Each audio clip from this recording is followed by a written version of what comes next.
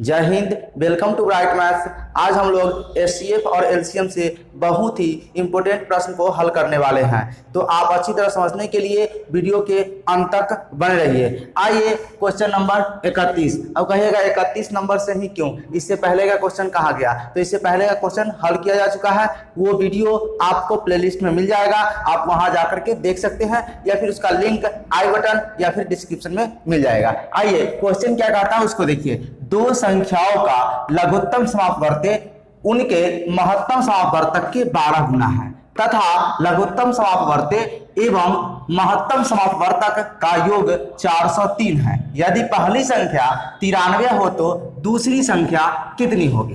Clear? यानी कि यहाँ पे लसो जो है वो मौसो के 12 गुना के बराबर है। तो आपको सिंपली क्या करना है, देखिए ना, यहाँ पे लघुत्तम समापवर्तक को आपको मान लेना है x और महत्तम समापवर्तक को मान लेना है y। क्लियर? और क्या कहा है? लघुत्तम उनके महत्तम का 12 गुना है, यानी कि x है ना, लघुत्तम हो गया, महत्तम का 12 गुना है, यानी कि 12y हो गया। इसको आप इक्वेशन 1 मान लीजिए। आगे फिर क्या कहा है? तथा लसा एवं मौसा का योग 403 है। तो देखिए यहाँ पे लसा एवं मौसा का योग 403 है, तो यहाँ पे लसा आपका x है, मौसा आपको क्या है? y है, इसका योग 403 है, ये प्रश्न में कह रहा है। अब आप यहाँ पे देखिए कि x बराबर कितना है? 12y है, तो x की जगह पर आपको सिंपल ये वैल्यू रख देना है, तो ये आपको 12y प्लस y बराबर 403, तो ये कितना y हो जाएगा? 13y। इधर देखिए यहाँ पे 13y हो जाएगा बराबर 403, तो y का वैल्यू है ना 403/13, तो 13 से कट जाएगा, तो 13 तिया 39, एक से ऊपर से 3 उतरा तो 13, 13 एकम 13, यानी कि 31 बार ये पूरा कट गया। ये आपका किसका वैल्यू आ गया? y का, यानी कि मौसा ज्ञात हो गया। अब आप x का वैल्यू ज्ञात करेंगे, तो ये 12y के बराबर है, तो 12 गुने क्या करेंगे? 12 गुने y, यानी एक y का वैल्यू कितना है? 31, ये रख देंगे, तो 12 में 31 से गुना करेंगे, कितना? 12 एकम 12 का 2, 12 एकम 12 का 2 हासिल 1, 12 36, 1 37, यानी कि 372 हो गया। ये आपका क्या हो गया? x का वैल्यू। तो x क्या था? लसा, और y क्या था? मौसा, यानी कि लसा और मौसा दोनों पता चल गया। अब आपसे क्या कह रहा है कि यदि पहली संख्या 93 हो तो दूसरी संख्या ज्ञात कीजिए। तो देखिए ना, आपको पता है कि दूसरी संख्या बराबर लसा गुने मौसा होता है, लसा गुने मौसा। तो लसा आपका कितना निकल के आया? 372, गुने मौसा कितना है? 31 निकल के आ गया। अब बटा दूसरी संख्या निकालना है, तो बटा में आपको पहली संख्या लिख लेना है। दूसरी संख्या निकालना है, तो पहली संख्या कितना है? 93 दिया हुआ है, तो पहली संख्या की जगह पर 93। फिर से समझिए, लसा गुने मौसा बटे पहली संख्या। क्लियर? अब यहाँ पे देख लीजिए, काट दीजिए। 31 से इसको काटिएगा तो कितनी बार कटेगा? 3 बार कट ही जाएगा। 31 दिया 93 हो जाएगा, ठीक है। और 3 से इसको काट दीजिएगा तो कितना बार कट जाएगा? देखिए 3 एकम 3 है ना, 3 दूना 6 और 1 से बचा 12, 3 चौका 12, यानी कि 124 बार कट जाएगा। क्लियर? तो आपका दूसरी संख्या कितना निकल के आ गया? 124। ऑप्शन की बात करें तो ऑप्शन बी आपका राइट आंसर हो जाएगा। आई होप कि आपको अच्छे से समझ में आ गया होगा। आइए नेक्स्ट क्वेश्चन देखते हैं। 32 नंबर क्वेश्चन हमारा क्या कह रहा है? देखिए, दो संख्याओं का योग 45 है, इन संख्याओं का अंतर इनके योग का 1/9 है। इन संख्याओं का लघुत्तम समापवर्ती कितना होगा? दो संख्याओं का योग कितना कहा है? 45, यानी कि दो को संख्या, तो देख लीजिए, पहली संख्या को मैं x मानता हूं, दूसरी संख्या को y मानता हूं, और इसका योग कितना कहा है? 45। मैंने 45 लिख लिया। इसको इक्वेशन आप मान सकते हो, नो प्रॉब्लम।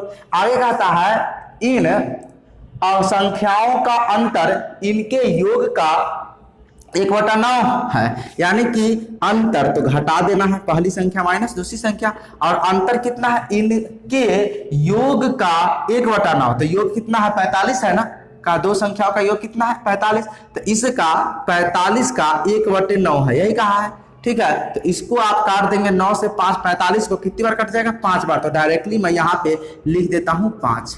क्लियर, ये इक्वेशन 2 हो गया, समझ में आ रहा है। चलिए सिंपली अब इसको क्या करना है, हल कर लेना है। तो यहाँ पे देखिए ना, जोड़ने पर दोनों कट जाएगा तो आपका 2x हो जाएगा और ये आपका हो जाएगा 45 और 5 50 हो जाएगा, और x का वैल्यू कितना 25 हो जाएगा, 2 से कट जाएगा 50 25 बार, तो ये x का वैल्यू आ गया, यानी पहली संख्या तो निकल गया।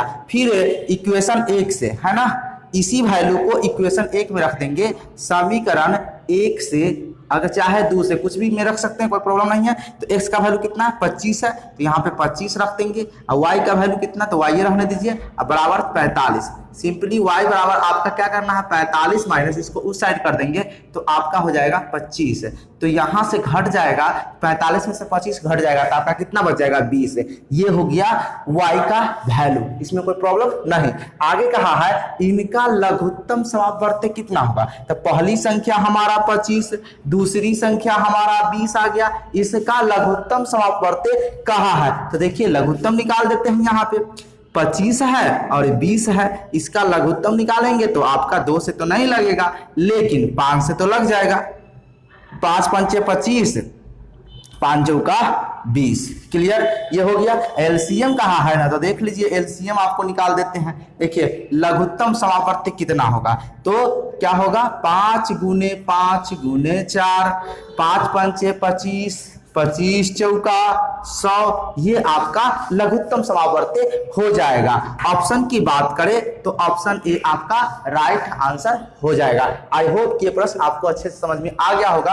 आइए नेक्स्ट क्वेश्चन की ओर चलते हैं। अब क्वेश्चन नंबर 33 देखिए क्या कहता है, दो संख्या में से प्रत्येक 13 से बड़ी है, यानी दो संख्या है जो प्रत्येक उन दोनों संख्या जो है सो 13 से बड़ी है। इन संख्याओं का महत्तम समापवर्तक 13 तथा लघुत्तम समापवर्तक जो है वो 273 है। इन संख्याओं का योगफल कितना है। यहाँ पे स्पष्ट रूप से कहा है जो दो संख्या है वो प्रत्येक 13 से बड़ी है और उन दोनों संख्याओं का महत्तम समापवर्तक यानी कि HCF 13 तथा लघुत्तम समापवर्त्य यानी कि LCM 273 है। इन संख्याओं का योगफल ज्ञात करने के लिए कहा है, तो सबसे पहले हमें क्या करना है कि संख्या ज्ञात करना है, और जब संख्या ज्ञात कर लेंगे तो योग तो हो ही जाएगा। तो सबसे पहले देखिए यहाँ पे पहली संख्या को हम मान लेते हैं। पहली संख्या कहा है 13 से बड़ी है, और चूंकि यहाँ HCF और LCM की बात होगा तो जो संख्या होगा वह 13 के गुणज का ही होगा, यानी कि यहाँ पे हम ले लेते हैं संख्या 13x पहली संख्या, और दूसरी संख्या को हम ले लेते हैं कितना 13y, जहां इन दोनों में x और y सहअभाज्य संख्या है।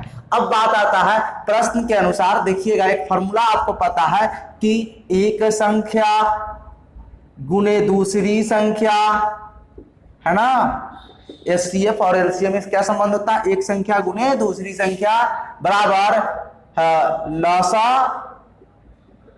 गुने मसा, ऐसा होता है ना। ऐसा मैंने पिछले वीडियो में भी बता रखा, ये आपको पहले से भी पता होगा। तो एक संख्या कितना होगा 13x, और दूसरी संख्या 13y, और लघुत्तम कितना, तो यहाँ पे दिया हुआ है 273, ठीक है, और गुने महत्तम कितना 13 दिया हुआ है, ऐसा हम लिख सकते हैं। अब जरा सा देखेंगे यहां से हम 13 और 13 ये दोनों इंटू में है, तो हमारा क्या होगा 13 से 13 में गुना करेंगे तो 169, लेकिन मुझे 169 लिखने की जरूरत नहीं क्योंकि काटना ही है। तो यहाँ पे देखिए ना एगो 13 से एगो 13 काट देंगे, इधर भी इंटू में इधर भी इंटू में, आसानी से काट सकते हैं। अब हमारे पास क्या हो जाएगा, तो देखिए इसको मल्टीप्लाई करेंगे तो हमारा XY हो जाएगा, क्लियर, और ये 273 है तो 273 बटे 13 लिख देंगे, इसको काटेंगे तो 13 दूना 26 और 13 एकम 13 21 बार ये हमारा पूरा पूरा कैंसिल हो जाएगा। अब ये 21 ये भी गुना में है, और तो इसको अगर गुणनखंड करेंगे तो 3 सत्ते 21 है ना, अभाज्य संख्या हो गया, और ये दोनों का मौसा कितना एक ही आएगा। तो हमने क्या माना था सहअभाज्य संख्या, देखिए ना इन दोनों का मौसा, तो ये दोनों संख्या भी सहअभाज्य, यानी इसमें से यहां से डायरेक्टली क्या हुआ कि x का वैल्यू आपका 3 और y का वैल्यू आपको 7 मिल गया। अब आपसे क्या कहा है, इन दोनों संख्याओं का योग कितना होगा, योग कितना होगा। तो देखिए ना पहली संख्या को हमने कितना माना था 13x, तो हमारा पहली संख्या जो हो जाएगा एक संख्या कितना हो जाएगा, 13 में कितना x से गुना करेंगे तो 13 गुने 3 हो जाएगा, 13 तिया 39। और दूसरी संख्या की बात करें तो दूसरी संख्या हमारा कितना है, 13y है, तो 13 गुने कितना 7, 13 सत्ते 91 हो जाएगा। अब इसका कहा है संख्याओं का योग, संख्याओं का योग, ये दोनों को सिंपल जोड़ देना है, इस दोनों को जोड़ दीजिएगा कितना होगा, 9 1 10 के 0 हासिल 1 और 9 3 12 1 13 130, यानी कि संख्याओं का योग कितना आ गया, 130 आ गया। ऑप्शन की बात करें तो ऑप्शन डी आपका राइट आंसर हो जाएगा, इसमें कोई प्रॉब्लम नहीं। आइए नेक्स्ट क्वेश्चन की ओर चलते हैं। क्वेश्चन नंबर 34 क्या कहता है, देखिए दो संख्याओं का अनुपात 5:7 है तथा इनका लघुत्तम समावर्त 315 है, इन संख्याओं का गुणनफल कितना है। यानी कि दो संख्या जिसका अनुपात 5:7 दिया हुआ है, और आपको यह भी पता है कि अनुपात अपने आप में एग्जैक्ट वैल्यू यानी कि रियल वैल्यू नहीं होता है, लेकिन इन दोनों संख्याओं का लघुत्तम समावर्त वो 315 दिया हुआ है। इस तरह के सवाल हमने पिछले वीडियो में भी हल किए हुए हैं, आप समझे भी है, लेकिन वहां हमने x मान करके बनाया था, लेकिन यहां पर मैं x मान करके नहीं बनाऊंगा। तो देखिए मैं कैसे बनाता हूं, देखिए सबसे पहले दो संख्या का अनुपात कितना है, 5 और 7 है, तो अनुपात के अनुसार सबसे पहले इसका लघुत्तम निकाल लेंगे। क्यों, क्योंकि हमको पता क्या है, लघुत्तम ही पता है, लघुत्तम समावर्त पता है, तो अनुपात के अनुसार अगर लघुत्तम ज्ञात करें तो हमारा कितना हो जाएगा, देखिए 5 और 7 का लघुत्तम ज्ञात करें, देखिए दोनों अभाज्य संख्या है, तो इसका लघुत्तम हो रहा 7 × 5 = 35 हो जाएगा, ठीक है। अच्छा क्लियर। और प्रश्न के अनुसार लघुत्तम कितना हुआ, 315 है, यानी कि 35 अनुपात के अनुसार लघुत्तम हमारा 35 आया, प्रश्न के अनुसार लघुत्तम हमारा 315 दिया हुआ है, क्लियर। तो यहाँ 35 बराबर कितना आया, 315 है, तो 1 का वैल्यू हम निकाल लेंगे, तो 1 का वैल्यू कितना होगा, 315/35, और 35 से ये कितना बार कट जाएगा, तो ये आपका कट जाएगा 9 बार, क्लियर। देख लीजिए 9 × 5 = 45 के 5 हासिल 4 और 9 × 27 और 4 × 31, ये 9 बार पूरा कट गया। अब 1 का वैल्यू आपको निकल गया, और ये है पहली संख्या का भाग और ये दूसरी संख्या का भाग है, तो आप यहां से सिंपली निकाल दीजिए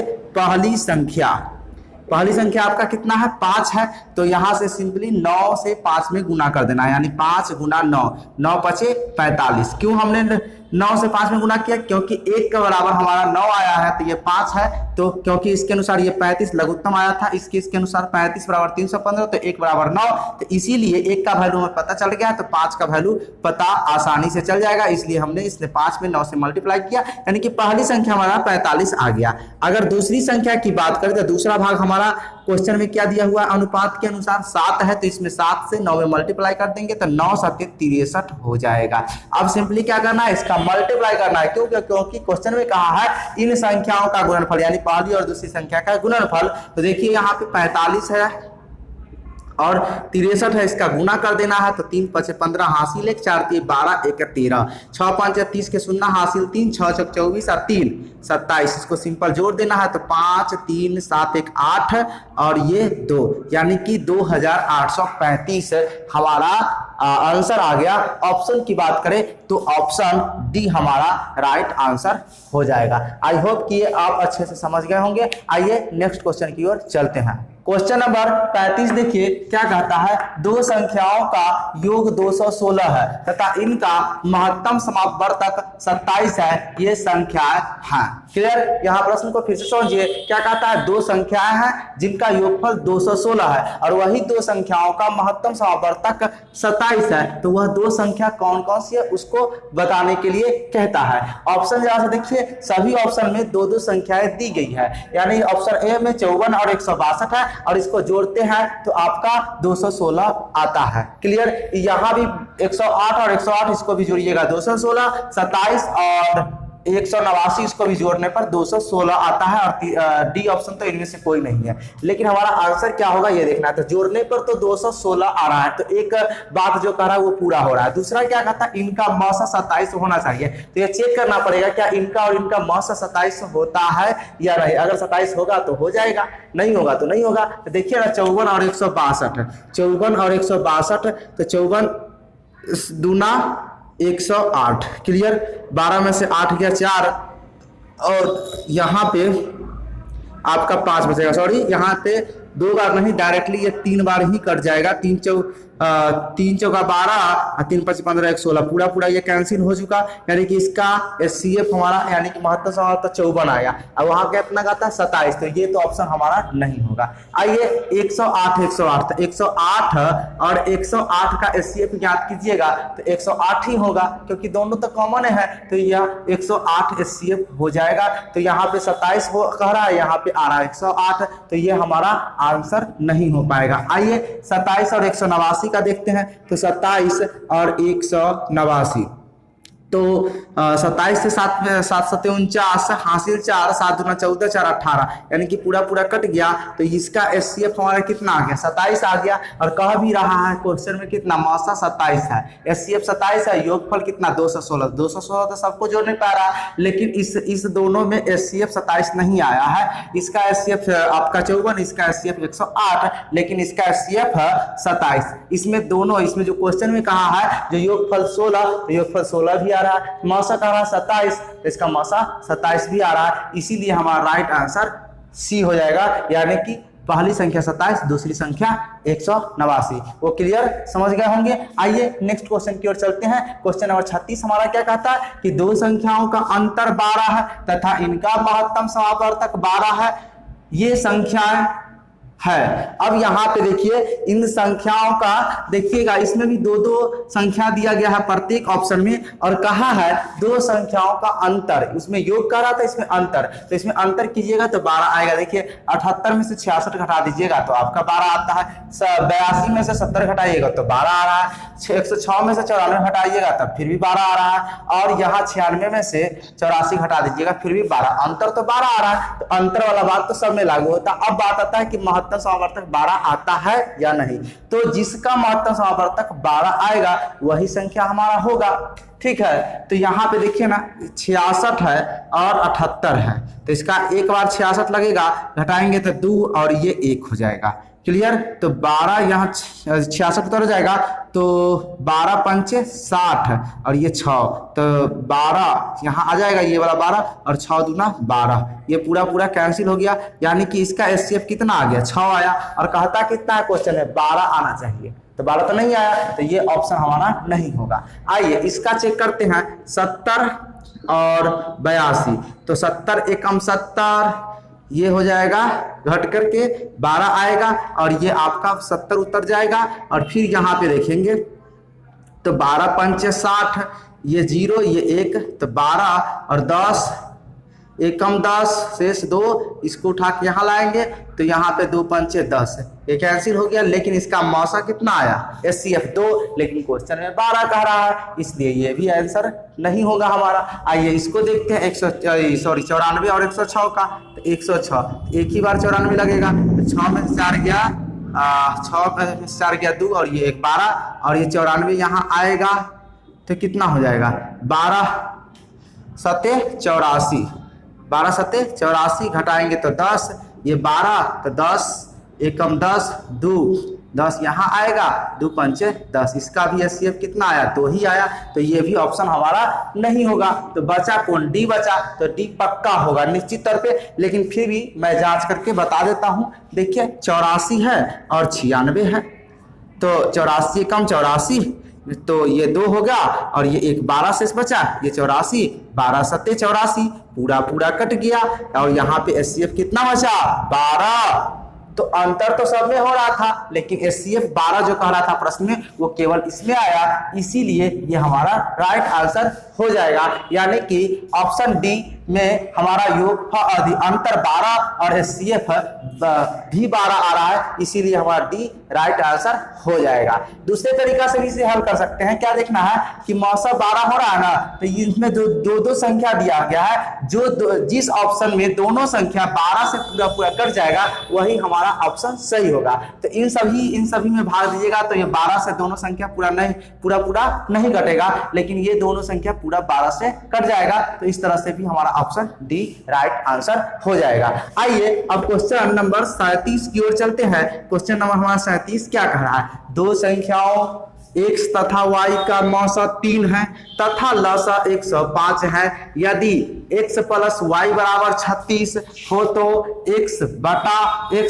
जोड़ x बटा 1/y का मान ज्ञात कीजिए। क्वेश्चन को फिर से समझिए, यहाँ पर एक संख्या x है, दूसरी संख्या y है और इन दोनों संख्याओं का महत्तम दिया हुआ है कितना, महत्तम समापवर्तक 3 और लघुत्तम समापवर्तक 105 दिया हुआ है और ये कंडीशन दिया हुआ है कि x प्लस y का वैल्यू 36 दिया हुआ है, तो आपको इसका वैल्यू ज्ञात करना है। तो चलिए, लघुत्तम समापवर्तक और महत्तम समापवर्तक में एक संबंध होता है, एक संख्या गुने दूसरी संख्या बराबर क्या होता है, मौसा गुने लसा होता है ना, ये आपको पता है। क्लियर, पिछले वीडियो में मैंने बताया हो और जब भी इस तरह का क्वेश्चन होता है तो मैं इस फॉर्मूला को रिपीट कर देता हूं।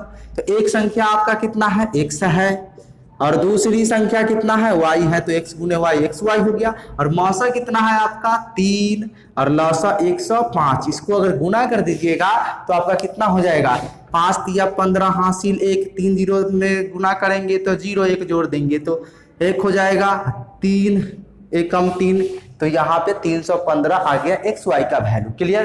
अब आपसे क्या कहा, इसका वैल्यू, तो देखिए ना यहाँ पे 1/x जोड़ 1/y। क्लियर। अब जरा सा इसको एलसीएम लीजिएगा तो एक्स वाई हो जाएगा, एक्स से भाग दीजिएगा इसमें तो एक्स से कट गया तो वाई बचेगा, तो यहाँ पे वाई एकम वाई, उसी तरह वाई से इसमें भाग दीजिएगा, वाई से वाई कैंसिल, एक्स बचेगा, एक्स से 1 में गुना कीजिएगा तो एक्स हो जाएगा। अब x प्लस वाई चाहे y प्लस x, बात तो बराबर होता है, कोई दिक्कत नहीं। तो यहाँ पे इसको सजा के लिख देते हैं, चाहे नहीं लिखिएगा डायरेक्ट लिखिएगा, कोई दिक्कत नहीं। तो x प्लस वाई बराबर एक्स वाई हो जाएगा, x प्लस वाई बटा एक्स वाई, ऐसा लिख सकते हैं। क्लियर। अब आप देखिए जरा सा, x प्लस वाई का वैल्यू यहाँ दिया हुआ है कितना, 36, और एक्स वाई का वैल्यू कितना दिया हुआ है, 315। अब देखिए 315 दिया हुआ है। क्लियर। तो ये कटेगा कितना बार, तो देखिए 6 3 9, 5 1 6 3 9, यानी कि दोनों 9 से कटने वाला है। तो 9 चौका 36 और 9 तिया 27 और 9 पचे 45, यानी कि 4/35 हमारा राइट आंसर हो जाएगा। और इसमें तो हमने ऑप्शन लिखा ही नहीं है, तो चलिए अब लिख देता हूं मैं ऑप्शन इसका क्या क्या है। तो ऑप्शन ए जो है इसका 37 नंबर क्वेश्चन का ऑप्शन ए है 35, ऑप्शन बी है 1/35, ऑप्शन सी है 3/5 और ऑप्शन डी है 4/35। और हमारा आंसर भी कितना आया है अभी 4/35। तो ऑप्शन डी हमारा राइट आंसर हो जाएगा।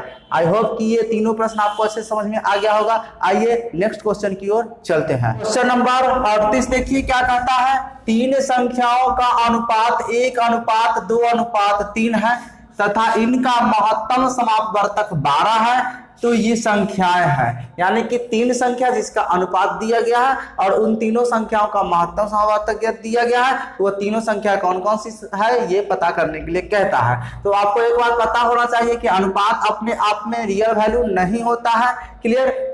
तो हम क्या करेंगे, सबसे पहले इसको हल करेंगे। तो कैसे हल करेंगे, इससे पहले का जो इस तरह का प्रश्न था उसे मैंने x मान करके y मान करके हल किया था पिछले वीडियो में, लेकिन मैं यहाँ पे x y नहीं मानूंगा, बिना माने हुए बनाऊंगा। तो देखिए सबसे पहले क्या दिया हुआ, मौसा हमारा दिया गया है। क्लियर। तो यहाँ पे जरा सा ध्यान देंगे, मौसा, तो सबसे पहले मौसा।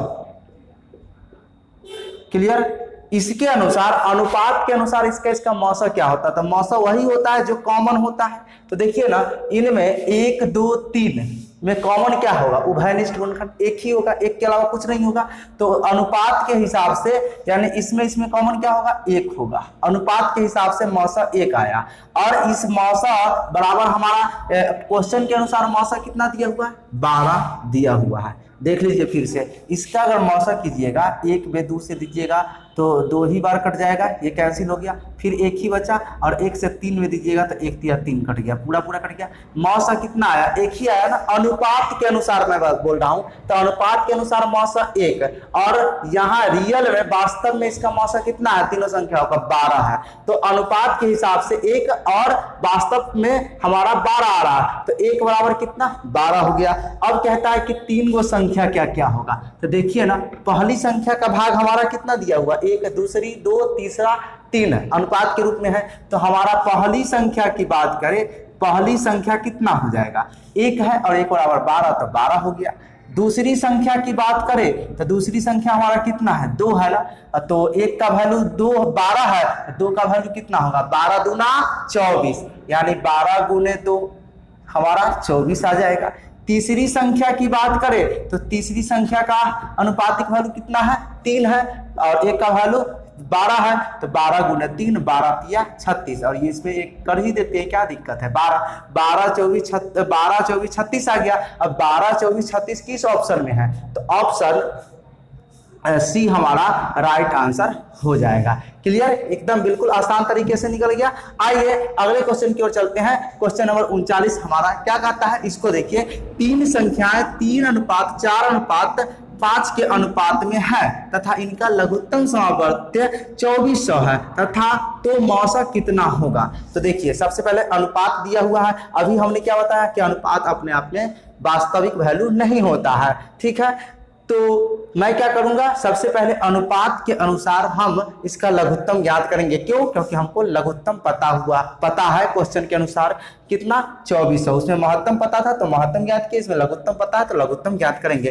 तो अनुपात के अनुसार है ना, यहां लिख देते हैं, अनुपात के अनुसार है ना, हमारा लघुत्तम अगर निकालते हैं अनुपात से तो इसका लघुत्तम कितना होगा? तो लघुत्तम वही होता है ना, जो कॉमन होता है तो होता ही है, और साथ में जो नहीं होता है वो भी होता है उसका मल्टीप्लाई। इसमें कोई कॉमन नहीं है तो सिंपली इसका मल्टीप्लाई कर देंगे। इसका लघुत्तम कितना हो जाएगा?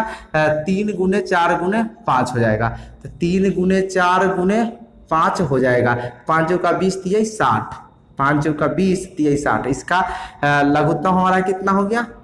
60 हो गया अनुपात के अनुसार। लेकिन रियल में वास्तव में इसका लघुत्तम हमारा कितना है? 2400 है। क्लियर? तो यहां से 1 बराबर हमारा कितना होगा? 2400 बटे 60, तो 6 चौका 24 यानी कि 40 हो जाएगा। 1 का वैल्यू कितना हो जाएगा? 40 हो जाएगा। क्लियर?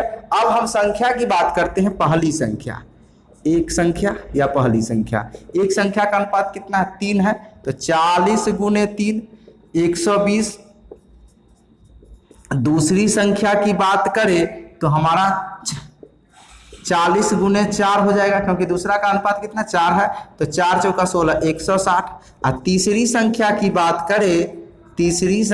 बात करें तो हमारा 40 गुने कितना होगा? 5, 5 चौका 20 200 हो जाएगा। यानी संख्या हमारा अभी निकल के आया 120 160 और 200, 3 संख्या। और हमसे क्या कहा? इसका महत्तम ज्ञात करने के लिए। क्या ज्ञात करने के लिए? महत्तम। तो सिंपली महत्तम आप ज्ञात कर सकते हैं। 120 और 160 का पहले कीजिए, तो 120 एकम 120, तो ये हो जाएगा आपका 0,4, और यहाँ पे 120 ये वाला आउट किया जाएगा, तो 40 तिया 120 पूरा पूरा कैंसिल हो गया। अब इसी 40 से इसमें हमको दे देना है, तो 40 से देंगे 200 में, तो 40 पंचे है ना 200 हो जाएगा। 40 पंचे 200 पूरा पूरा कैंसिल हो जाएगा।